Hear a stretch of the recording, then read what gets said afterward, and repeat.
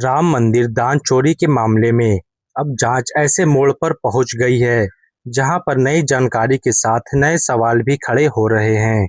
8 लोगों की गिरफ्तारी हो चुकी है, कई बैंक खातों की जांच चल रही है और अलग-अलग दावे लगातार सामने आ रहे हैं। लेकिन सबसे बड़ा सवाल अभी भी वही है, आखिर अब तक जांच में सच क्या निकला है और क्या सिर्फ आरोप है। आज की इस वीडियो में हम सिर्फ आधिकारिक जानकारी और जांच में सामने आई हुई बातों पर ही चर्चा करेंगे। तो वीडियो को अंत तक जरूर देखिए, क्योंकि अंत में मैं आपको साफ साफ बताऊंगा कि क्या साबित हुआ और क्या अभी सिर्फ जांच का हिस्सा है। तो चलिए अब वीडियो को शुरू करते हैं। आखिर पूरा मामला कैसे शुरू हुआ? 22 जनवरी 2024 अयोध्या में राम मंदिर का उद्घाटन हुआ। सिर्फ इंडिया के नहीं बल्कि विदेश के लोग भी भगवान राम के दर्शन करने आए। हर दिन हजारों लोग मंदिर पहुंचे और अपनी श्रद्धा के अनुसार दान देने लगे। किसी ने 100 रुपये दिए, किसी ने हजारों, तो किसी ने सोना, तो किसी ने चांदी। धीरे धीरे दान की मात्रा इतनी बढ़ गई कि उसकी गिनती और सुरक्षा के लिए अलग से व्यवस्था बनाई गई। उस समय शायद ही किसी ने सोचा होगा कि एक दिन यही दान पूरे देश में चर्चा का विषय बन जाएगा। लेकिन कुछ समय बाद दान से जुड़ी कथित गड़बड़ी की शिकायत सामने आने लगी और यहीं से पूरे मामले की जांच शुरू हुई। वैसे एक बात तो माननी पड़ेगी, भारत में किसी भी बड़ी खबर से पहले सोशल मीडिया पर ही उसका फैसला आ जाता है और असली जांच उसके बाद शुरू होती है। लेकिन दोस्तों, टेंशन की बात नहीं है। हम इस वीडियो में सिर्फ जांच और आधिकारिक जानकारी पर ही बात करेंगे, कोई भी फेक बात नहीं करेंगे। तो चलिए वीडियो में आगे बढ़ते हैं। शिकायत मिलने के बाद पुलिस ने मामला दर्ज किया। इसके बाद जांच शुरू हुई और धीरे धीरे कई लोगों से पूछताछ की गई। फिर एक एक करके 8 लोगों को गिरफ्तार किया गया। लेकिन दोस्तों, मामला यहीं नहीं रुका। जांच को और गहराई से करने के लिए स्पेशल टीम बनाई, यानी एसआईटी बनाई गई। अब एसआईटी सिर्फ यह नहीं देख रही थी कि गलती किसने की, बल्कि यह भी पता लगा रही थी कि पूरा सिस्टम कैसे काम कर रहा था और आखिर गड़बड़ी कहाँ हुई। जैसे जैसे जांच आगे बढ़ी, वैसे वैसे नए खुलासे भी सामने आने लगे। कुछ मीडिया रिपोर्ट्स के अनुसार पुलिस अब आरोपियों और उनके कुछ करीबी लोगों से जुड़े करीब 50 लोगों के बैंक खातों की जांच कर रही है। जांच का मकसद यह पता लगाना है कि कहीं दान का पैसा दूसरी जगह तो इस्तेमाल नहीं हुआ। कुछ रिपोर्ट्स में कैश, गहने और कार मिलने की बात भी कही गई है। लेकिन यहाँ एक बात याद रखना बहुत ज़रूरी है, इन सभी बातों की जांच अभी चल रही है। अदालत ने अभी तक किसी भी आरोपी को दोषी नहीं घोषित किया है। यही वजह है कि इस मामले में जांच पूरी होने का इंतज़ार करना ज़रूरी है।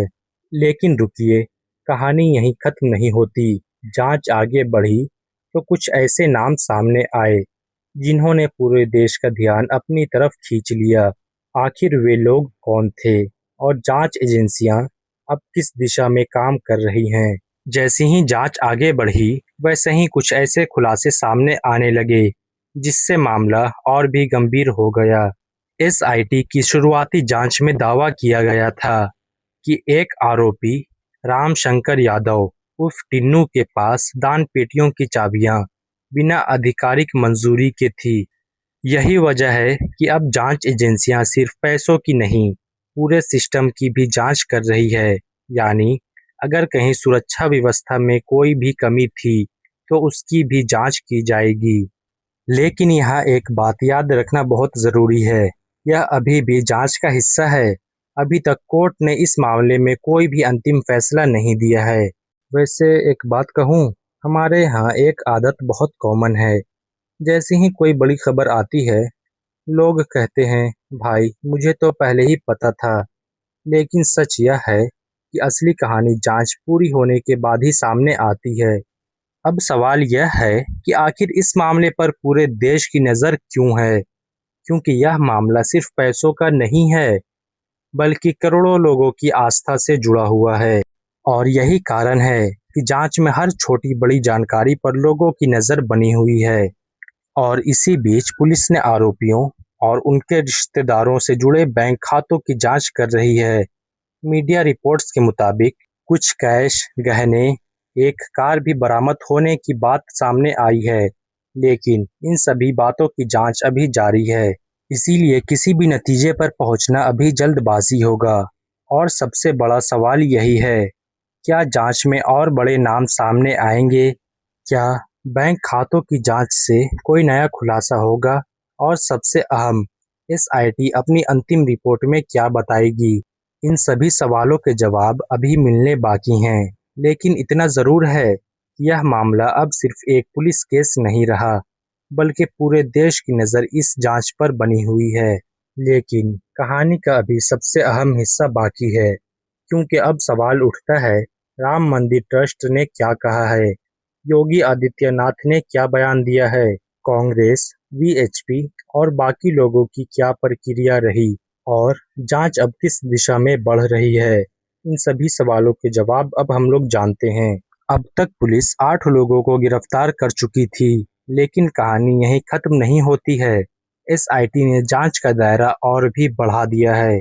अब सिर्फ गिरफ्तार लोगों की ही नहीं, बल्कि उनसे जुड़े कुछ लोगों के बैंक खातों की भी जांच की जा रही है।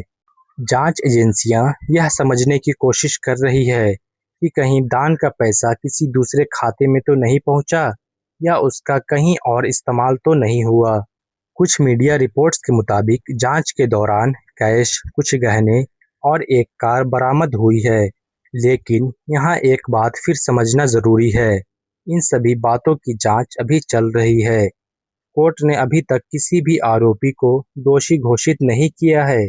वैसे एक बात तो माननी पड़ेगी, सोशल मीडिया पर कुछ लोग इतने एक्सपर्ट बन गए हैं, जैसे एसआईटी उनसे रिपोर्ट लेकर ही कोर्ट में जमा करेगी। लेकिन भाई, असली फैसला सोशल मीडिया नहीं, बल्कि सबूत और कोर्ट तय करेगी। अब सवाल उठता है, क्या राम मंदिर ट्रस्ट ने इस मामले पर कुछ कहा? तो जी हाँ, ट्रस्ट ने कहा है, अगर किसी कर्मचारी ने गलत किया है तो उसके खिलाफ सख्त कार्रवाई होनी चाहिए।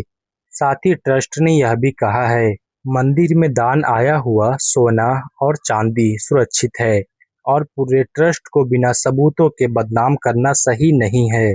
इसी बीच ट्रस्ट ने दान गिनने की पूरी व्यवस्था में बदलाव शुरू कर दिया है।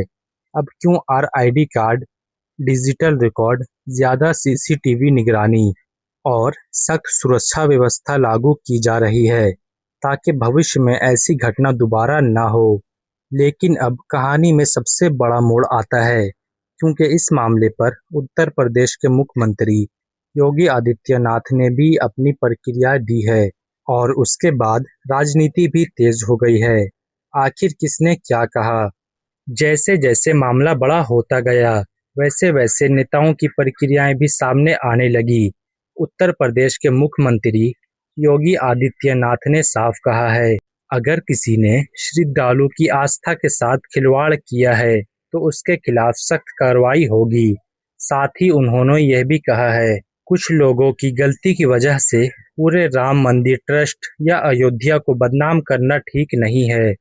मुख्यमंत्री का कहना है कि जांच चल रही है और जो भी दोषी होगा उसके खिलाफ कानून के अनुसार कार्रवाई की जाएगी। वैसे हमारे देश के लोगों में एक फनी बात तो है, हमारे देश में जांच पूरी होने से पहले ही लोगों के पास 3 चीजें तैयार रहती है: जांच का फैसला, सजा और यूट्यूब कमेंट। लेकिन कानून सिर्फ सबूतों पर चलता है, कमेंट पर नहीं। अब आगे बात करते हैं विपक्ष की। कांग्रेस के कई नेताओं ने इस मामले की निष्पक्ष जांच की मांग की है और वहीं कुछ नेताओं ने कहा है कि अगर दान में गड़बड़ी हुई तो पूरे मामले की गहराई से जांच होनी चाहिए और अगर कोई दोषी है तो उसे सख्त सजा मिलनी चाहिए। और वहीं हिंदू परिषद यानी वीएचपी ने कहा कि अगर किसी ने गलती की है तो उसे छोड़ा नहीं जाना चाहिए, लेकिन बिना सबूत पूरे ट्रस्ट पर आरोप लगा देना ये सही नहीं है। आरएसएस की तरफ से भी कहा गया है, यह मामला गंभीर है, पूरी जांच होनी चाहिए और जो भी दोषी निकले उस पर सख्त कार्रवाई होनी चाहिए।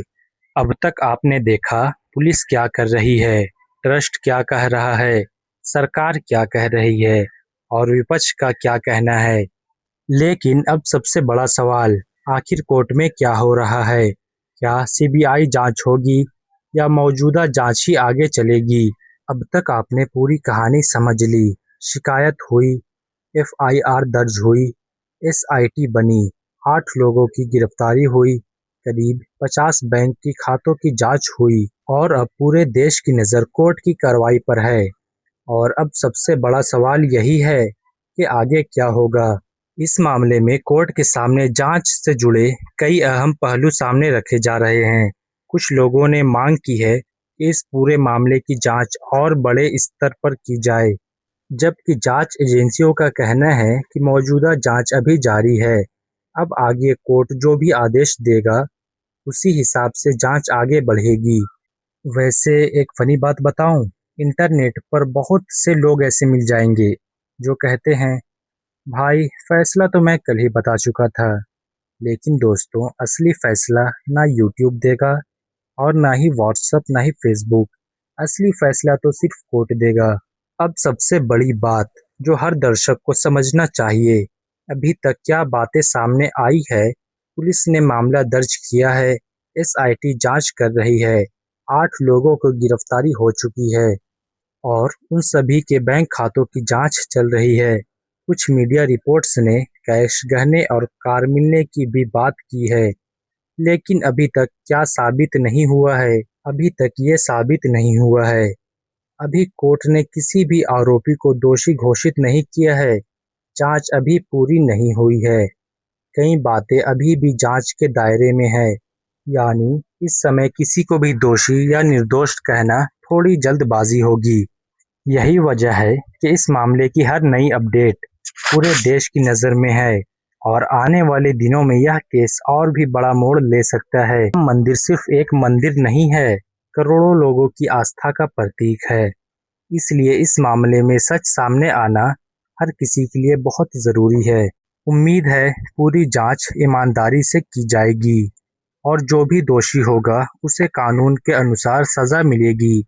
और एक ज़रूरी बात, यह वीडियो रिकॉर्ड करते समय तक की आधिकारिक जानकारी पर आधारित है। अगर इसके बाद कोई नई अपडेट आती है तो उसकी अगली वीडियो में हम लोग बात करेंगे। अगर आपको ऐसी ही आसान भाषा में, बिना अफवाह और पूरी सच्चाई और रिसर्च वाली वीडियो देखना पसंद है तो वीडियो को लाइक करें और हमारे चैनल को अभी सब्सक्राइब करें और कमेंट में बताएं आपकी राय में इस पूरे मामले की जांच कैसी होनी चाहिए। मैं मिलता हूँ नेक्स्ट बड़ी अपडेट के साथ। तब तक के अपना और अपने फैमिली वालों का ध्यान रखें।